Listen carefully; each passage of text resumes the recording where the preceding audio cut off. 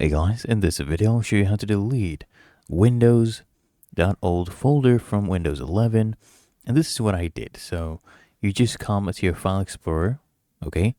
You click on your local disk C, right?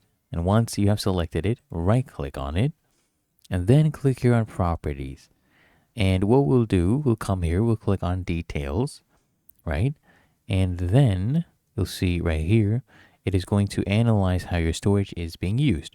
What we are interested in is temporary files, because when you try to delete the Windows.old folder, it does not work. It gives you an error message. So what you do, you come here, you see temporary files, you click on this, and then make sure you refresh so it scans all the latest files.